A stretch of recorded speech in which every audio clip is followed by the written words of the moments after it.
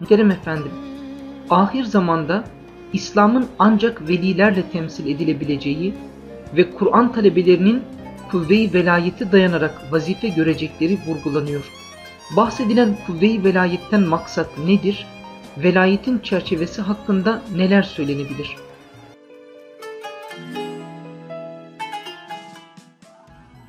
Evet, vilayet ikisini de kullanabilirsiniz.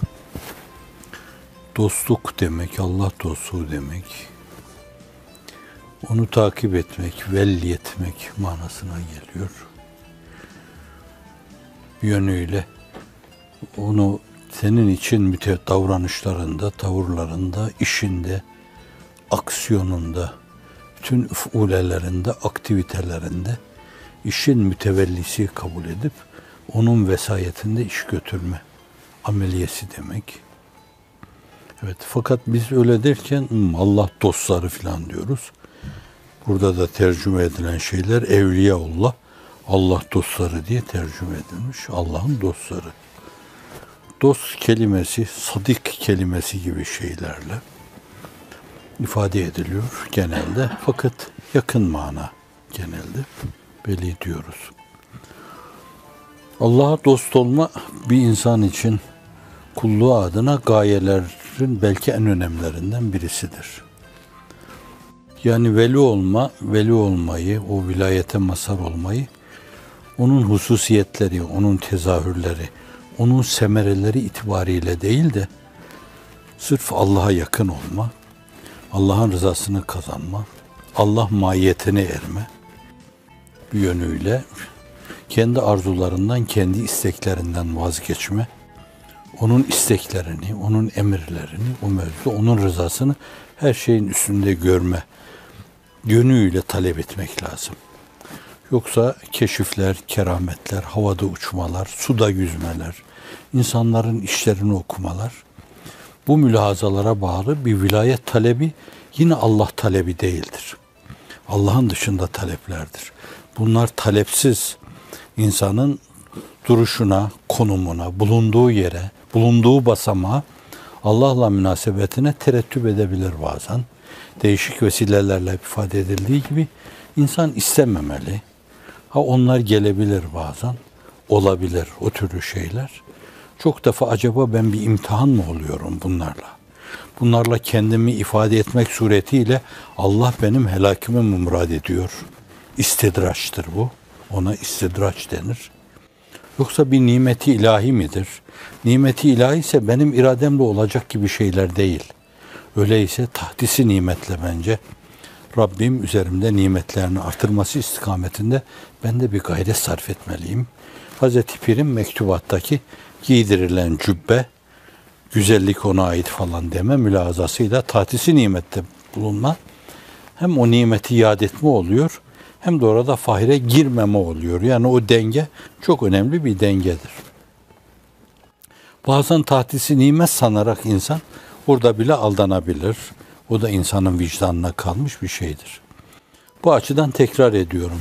Yani Allah dostluğu, Allah yakın olma, mahiyet peşinde koşturup durma, vilayet meselesi ona terettüp eden semereleri cihetiyle, tezahürleri cihetiyle ve bir yönüyle bir kısım fevkaladeden şeylere mecali olma cihetiyle talep edilmemeli.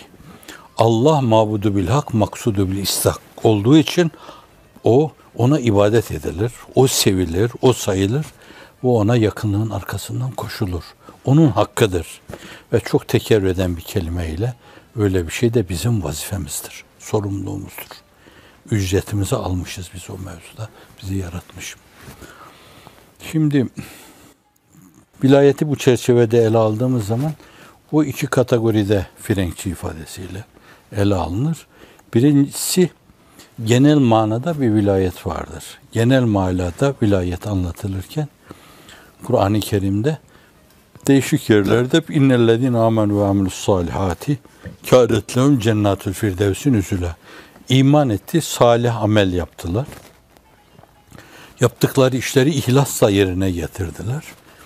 Cennet-ül Firdevs onlar için nüzüldür. Yani Firdevs cennetleri onlar için bir sabah kahvaltı, hoş geldiniz ikramiyesidir. Nüzül ona denir yani. Ehli cehennemin nüzülü de vardır. Bir hoş geldin, hoş amedi etme maide-i semaviyesine nüzül denir.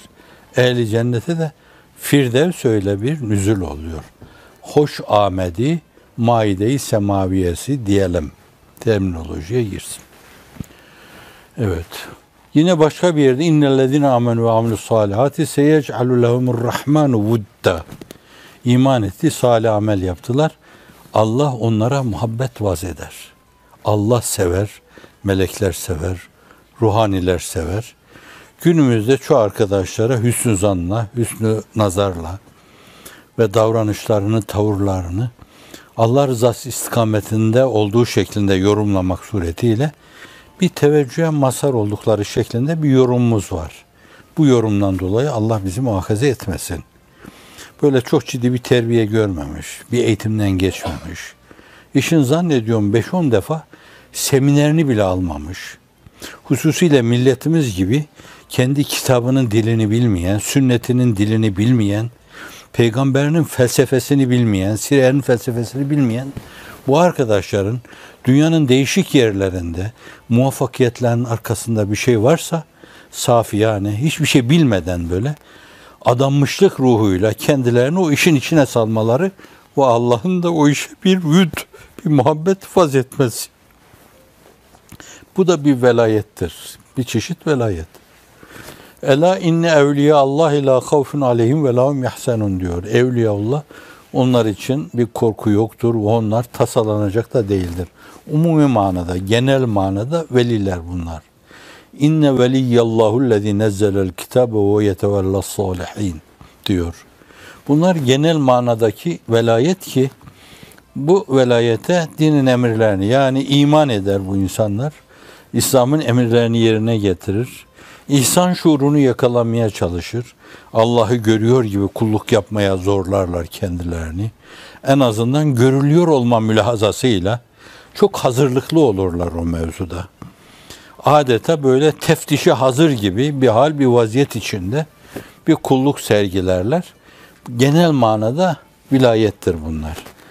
Bir de özel manada şimdiki ifadesiyle hususi manada vilayet vardır ki o eskilerin değişik sistemler içinde ortaya koydukları. Bazıları uzun zaman seyri sülûki ruhaniye bağlamışlar. Bazıları işte Muhammed Bahuddin Nakşibendi'nin o usul-ü aşeresi gibi şeylere bağlamışlar.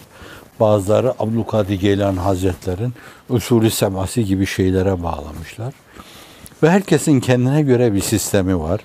İmam Rabbani Hazretleri'nin mektubatını alıp böyle detaylarına indiğiniz zaman kendine göre bir yol yöntemi vardır. Ve şuhut hedeflidir orada her şey bir yönüyle. Her şeyde onu müşahede etme. Ağaca, taşa, toprağa sarılıp hep ondan dolayı. Bunlar hepsinin senin tecellilerinden ibaret deme. Her şeyi öpme, her şeyi koklama. Adeta her şeyde onu görme gibi bir ufka ulaşma. Ve bunun için bir yol, bir yöntem belirlemiş. Bir helezon belirlemiş. Orada yürüyenler oraya varırlar. Günümüzde enaniyet çok ileriye gittiğinden dolayı, servet farklı şekilde değerlendirildiğinden, enaniyet farklı şekilde değerlendirildiğinden, insan iradesi ve kabiliyeti farklı şekilde değerlendirildiğinden, hepsi adeta birer ikon haline getirildiğinden, tapıldığından ve bir yönüyle insan hayalinde oluşturduğu bu şeylerle adeta bir kült ortaya geliyor. Adeta bir diyanet tipi bu ve herkes ona tapıyor adeta, yani kendi hayalinde oluşturduğu şeylere tapıyor. Böyle bir dönemde Hazret'in ortaya koyduğu disiplinler, o da diyor ki der tariki aczi mendi lazım Ahmet çağrı çiz. Aczi mutlak, fakri mutlak, şükrü mutlak, şevki mutlak ey aziz. Acz, fakr, ihtiyaç, zaruret içinde kıvranıyor olma durumunu, kendi durumunu kavrama çok önemli. İnsana ufku gösteriyor. Biraz evvelki mülahazaya bağlayarak Allah'ın bize lütuflarıyla bizim irademiz arasında eğer bir tenasüp, bir illiyet prensibi kuramıyorsanız şayet belli ki aciziz. onun başımızdan aşağı yağdırdığı nimetler karşısında biraz evvelki arkadaşlarımızın başına yağan nimetler mülazasıyla bakabilirsiniz. İrademizle bunlar arasında, bilgimizle bunlar arasında bir tenasüp billiyet prensibine göre bir şey yakalayamıyorsanız belli ki bu zenginliği, bu serveti başımızdan aşağıya o yağdırıyor. Fakat bunlar çok ciddi bir tefekküre vabestedir, düşünmeye bağlı bir şeydir. Mahlukatı şefkatle kucaklamaya bağlıdır bu. Evet. Dolayısıyla meseleyi böyle kavrayınca hani yese düşmeme gibi bir şey de geliyor arkadan. Neden? Onun kuvvetiyle ayakta duruyoruz yani. Onun gınasıyla ayakta duruyoruz. Öyleyse hiç şevkimiz kırılmamalı bence. En ümit şiken hadiseler karşısında bile Allah'ın izni inayetiyle kıtmirane bir duada size arz edeyim yani. Ehli dalaletin onca dolu dizgin üzerimize geldiği bir dönemde çok zayıf olmamıza rağmen bize sarsılmayan bir güç inayetinle, riayetinle, kilaetinle, vekaletinle, hıfzınla, hafiziyetinle ihsan eylemek suretiyle bizi senden başkasının karşısında eğilme mecburiyetinde bırakma Allah'ım. Dua diyebilirsiniz. Şimdi bunlar insan Cenab-ı Hakk'a öyle teveccüh eder ki insan hiç farkına varmadan bir velayet-i kübra yoluyla, sahabi vilayeti yoluyla bir rampaya binmiş gibi derecesine göre veya bir rıhtımdan işte bir yere açılmış gibi, bir limandan bir uçağa binmiş gibi Allah'ın izni inayetiyle ulaşabileceği yere ulaşabilir. Bu da bir yol. İşte bunlar da hususi manada vilayettir. Hususi manada Allah dostluğudur. Evet. Demek ki dostluk içre bir dostluktur bu yani. Evet. Dosttan içeri bir dost var Yunus tabiriyle. Hak dostluğundan içeri bir dostluk var burada. Birisine genel manada, umumi manada Allah dostluğu diyoruz. Buna da hususi manada, hususi cehd ve gayret sergilenmek suretiyle o sistemlerden birine tutunarak, o sistemlerden biriyle yürüyerek. Yani kimisi diyelim bir rıhtımdan gemiyle açılıyor, birisi bir limandan uçakla açılıyor, birisi bir rampadan peykle, füzeyle açılıyor bir yere. Farklı farklı yollar. Bunlar biraz zamanın belirlemesine göre, insanlardaki ilim ufkunun zaruri kılmasına göre, biraz enaniyet duygusunun değişmesine göre, benlik hissinin çok güçlü olmasına göre farklı farklı yollar, yöntemler kullanılmış. Bu mevzuda bu dinamikler değerlendirilerek vilayet elde edilebilir Allah'ın izniyle. Evvela bu iki kanatlı vilayeti kavramak lazım. Ve sizin döneminizde hangi tür vilayet geçerliyse şayet, ahir zamanda o çok önemli misyonu eda edecek insanların öyle bir misyonu eda etmeleri meselesinin de vilayete merhun olduğuna vurguda bulunuyor. Yani aczi, fakrı, şevki, şükrü çok iyi kavramış olması lazım. Herkes birer tefekkür abidesi olması lazım. Herkes herkesi şefkatle kucaklayan bir şefkat kahramanı olması lazım. Birbirine dayanarak ayakta durma duygusuna sahip böyle bir acz-ı fakr mülazası içinde bulunması lazım. Şimdi bu günümüzün yolu yöntemidir. İşte böyle bir vilayeti gerçekleştirmiş insanlar, bunlara da Cenab-ı Hakk'ın böyle ekstradan ikramları Hazreti Pir'in ifadesiyle veya has manasıyla kerametler olabilir. Bazılarında olabilir. Kerameti ilmi olabilir. Geçen de sormuştunuz. Yani çok az şey biliyorlardır ama çok az şey okumuşlardır ama fakat kitapları devirmiş insanlar gibi bazen başarılar sergileyebilirler. Psikoloji bilmezler, okumamışlardır. Fakat insanların psikolojilerini Allah'ın izni ve inayetiyle öyle bir fethederler, öyle bir ruhlarına girerler ki psikiyatriden haberleri yoktur. Fakat ruhlara girme mevzuunda en böyle üst psikanalistlerin üstünde öyle bir psikanaliz yaparlar ki onların ruhlarına sirayet ederler. Beyinlerinin guddelerine girenler, bütün nöronları okurlar onlar. Allah'ın izni inayetiyle Allah açar. Yine sizin sorduğunuz bir soruyu ya verilen cevap çerçevesinde insan bildiğiyle amel ederse hadis-i şerifte Allah ona bilmediklerini talim buyurur. İşte saf gibi görünen, çok ciddi eğitim almamış gibi görünen bu insanlar, gittikleri yerlerin kültürüne çok vakıf değiller gibi görünen bu insanlar, bunlardaki o engin muvaffakiyet, güçlü devletlerin bile başaramadığı şeyleri Allah'ın izni inayetiyle başarmaları böyle gizli bir vilayete merhum bir meseledir. Vabeste bir meseledir.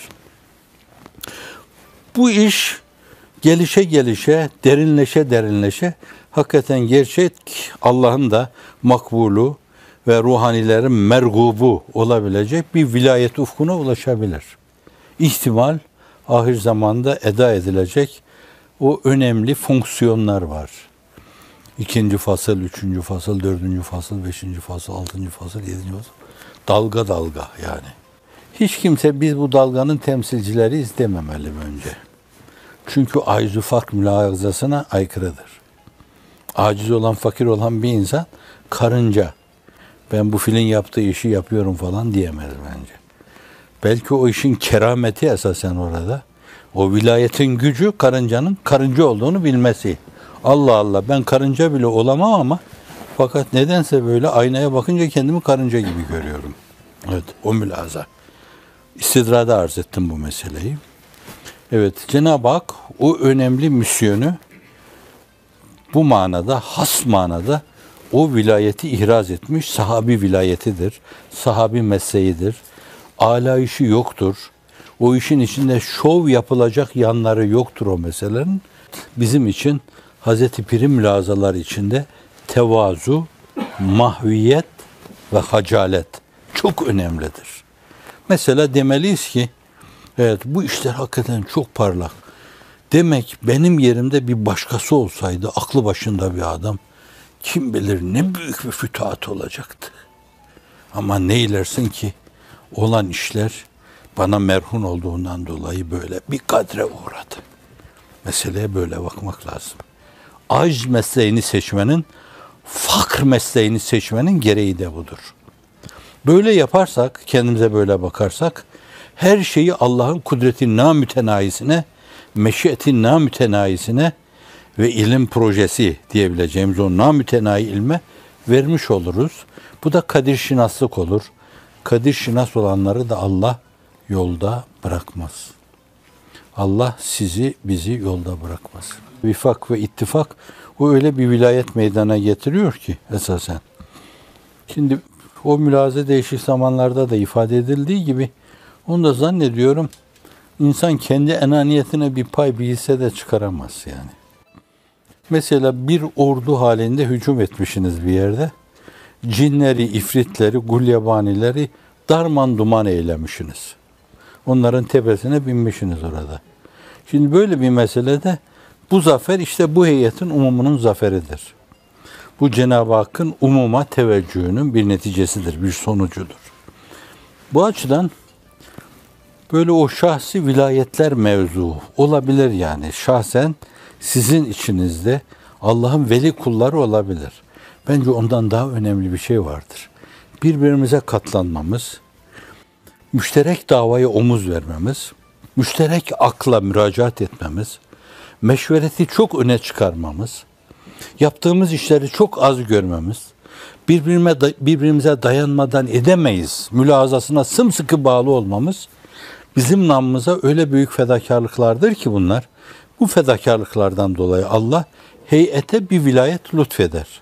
Fakat öyle bir vilayettir ki bir şahıs umum heyet içinden o vilayeti çekip alamaz. Bu benimdir falan diyemez. Diyorsa o çok bencildir, bir egoisttir, bir egosantristtir o. Bu açıdan da belki en selametli vilayet Cenab-ı Hakk'ın heyete lütfettiği vilayettir. O da o heyetin vaid-i saide olduğu gibi esasen o heyetin vaid-i sayı olmasına bağlıdır. Cemiyette vaid-i sayı, cemaatte vaid-i sayı olmazsa kesir sayılarda olduğu gibi zam ve cem küçültür. Öyle değil yani. Biz sahih sayılar gibi olmalıyız. Darplarda ve toplamalarda çoğalmalıyız. Çoğalacak durumda olmalıyız. Bu da yine o Hazreti Pir-i Mugan ve Şem-i Taban'ın ifadesi. Umumi vilayet, heyetin vilayeti, şahsi manevinin vilayeti, Hazret de zaten şahsi maneviye vererek, şahsi manevi vilayetiyle önemli bir misyon eda edilecek diyor. Birbirimize sarmaş dolaş olalım. Sımsıkı irtibat içinde bulunalım. Kusurlarımızı görmeyelim. Birbirimiz hakkında hüsnü zan besleyelim. Baş başa verdiğimiz zaman Allah'ın ekstradan çok lütuflarının olabileceğine inanalım. Allah inayetini üzerimizden eksik etmesin. Amin.